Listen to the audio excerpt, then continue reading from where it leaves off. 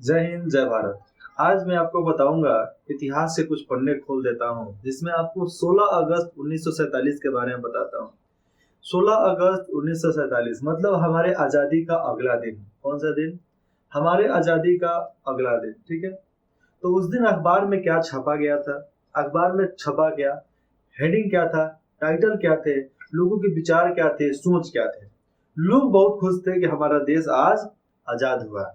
यहाँ पर समझो आप, 16 अगस्त 1947 को क्या छपा था अखबार में। पहला है इंग्लिश अखबार। ठीक है। तो India independent, British rule in, मतलब आज से हिंदुस्तान आजाद हुआ, ब्रिटिश रूल खत्म हो गया। दूसरा अखबार छापता है कि बर्थ ऑफ इंडियाज फ्रीडम, मतलब आज हमारा देश आजाद हुआ, आजाद, आज हमारे आजादी का जन्म है। और हिंदी अखबार छापते हैं कि शताब्दियों की दस्ता के बाद, शताब्दियों के दास्ता के बाद, बहुत ज्यादा लड़ाई झगड़ा संघर्ष के बाद भारत में स्वतंत्रता का मंगल प्रभात हुआ, मतलब मंगल शुरुआत हुआ, सुबह हुआ है। और बापू की चिर तपस्या, जो उन्होंने शरीर से कपड़ा को त्याग दिया था, तो चिर तपस्या जो था सफल भारत के हक में आया। जिसके भारत के हक में आया था ये। और यहाँ पर नेहरू जी के भी कुछ विचार दिए गए हैं कि जब तक जनता की आंखों में एक भी आंसू का बूंद होगा, जब तक जनता के आंखों में आंसू के एक भी बूंद होगा, तब तक हमारा काम पूरा नहीं होगा। नेहरू जी के ये विचार थे। आज बताओ कि देश में इतना इंफ्रास्ट्रक्चर बढ़ा, मानते हैं कि नेहरू जी उसमें बहुत ज्यादा योगदान दिए थे। चाहे जो भी सेक्टर हो जाए, हमारा इसरो हो, हमारा बीएसएनएल हो, हमारा टेलीकॉम सेक्टर हो, चाहे कोई भी शुरुआती दौर था उस समय का, जो हमारे प्रधानमंत्री के लिए पार्लियामेंट हो। तो पार्लियामेंट जब हमारा बना था तो उस समय ब्रिटिश रूल के अंतर्गत बना था। उस समय ब्रिटिश रूल लीड में थी, मतलब वो मेन था उसमें। और पार्लियामेंट बनाने का जो पैसा था अपने भारतवासी ही दिए थे, चंदा वसूला गया था। और चंदा वसूलने के बाद ही वो पार्लियामेंट बना, भारत का संसद भवन जिसको हम बोलते हैं। और उसके बाद से आप चलोगे तो उसके आगे आओगे तो राष्ट्रपति भवन है, वो भी हमारे ही पैसा से बना। ऐसा नहीं कि ब्रिटिश गवर्नमेंट ने पैसा दिया कि भैया बना लो। लेकिन हाँ, कुछ कामों में उन लोगों ने भी सपोर्ट किया था, बहुत ज्यादा सपोर्ट किया था। तो लोगों के विचार के यहाँ पर बात बता दूं तो गांधी जी के बारे में तो ठीक है, लेकिन कुछ अखबारों तो तीसरे चौथे पन्ने पर आप जाओगे तो वहां पर सुभाष चंद्र बोस, डॉक्टर एपीजे अब्दुल कलाम तो उस समय थे नहीं कि मैं उनका नाम ले लूं।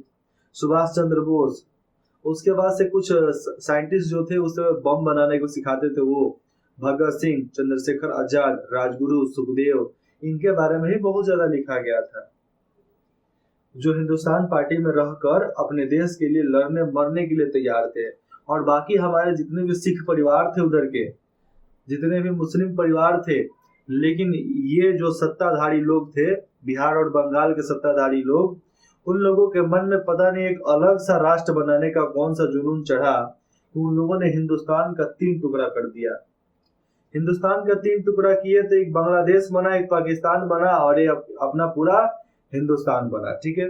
बाद में बांग्लादेश को आजाद करवा दिया गया, बांग्लादेश को अलग देश बना, मतलब जो पूर्वी पाकिस्तान के नाम से था उसको बांग्लादेश बोल दिया गया। बंगाल का क्षेत्र था तो बंगाल, इसको बंगला कर दिया, उसमें देश लगा तो बांग्लादेश हो गया वो। तो उधर के जो प्रधानमंत्री हैं, राष्ट्रपति हैं, भारत से एकदम समर्थन रखते हैं, भारत से ही लगाव रखते हैं, वो पाकिस्तान वगैरह की बात नहीं करते हैं। लेकिन आज भी बहुत ज्यादा सपोर्ट करता है कौन? हमारा हिंदुस्तान। किसको? बांग्लादेश को। करेगा भैया, अपना अंश है, अपना टुकड़ा है, तो काहे नहीं करेंगे, अपने लोग हैं जी, तो करेंगे। लेकिन आपको मैं बता दूं कि किसी एक की वजह से, किसी भी एक की वजह से आजादी हमें नहीं मिलती है, किसी के एक की वजह से हमें कुछ नहीं मिलता है। हमें याद करो तो सबको करो, एक को मत करो। लेकिन हमारे Gandhi ji father of nation है, मतलब हमारे देश के राष्ट्र पिता है, तो हमारे राष्ट्रपिता हैं, सम्माननीय थे, हैं और रहेंगे।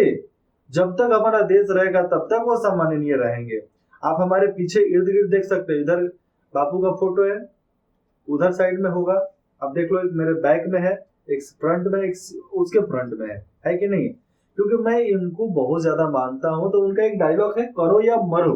क्या मरो? करो या मरो।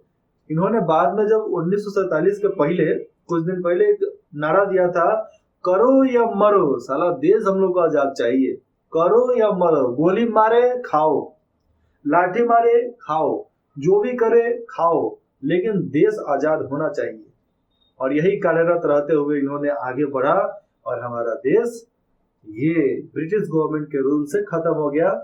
आधा स्वराज नहीं, पूर्ण स्वराज का मांग हम लोगों का पूरा हुआ और हम लोगों का पूर्ण स्वराज मिला। और ऐसे ही आपको मैं और भी चीज बताऊंगा जिसको आप नेशन से जोड़ सकते हो। ऐसा नहीं कि आप नेशन से नहीं जोड़ना चाहते हो। और जब हमारी पार्टी होगी, हम अक्सर बिहार के आदमी हैं, बिहार के रहने वाले, बिहार के निवासी हैं, तो सबसे पहले मेरा बिहार, लेकिन देश पहले, बिहार बाद में। तो इसीलिए बोलता हूँ जय हिंद, जय भारत, जय बिहार। ठीक है, जय हिंद, जय भारत, जय बिहार। तो पहले मैं बिहार को बनाना चाहता हूँ, बिहार को ठीक करना चाहता हूँ, यहाँ की शिक्षा व्यवस्था को ठीक करना चाहता हूँ। इसके लिए मैं बहुत ज्यादा कोशिश कर रहा हूँ और आप मेरा समर्थन करेंगे, बहुत ज्यादा कृपा होगी। धन्यवाद।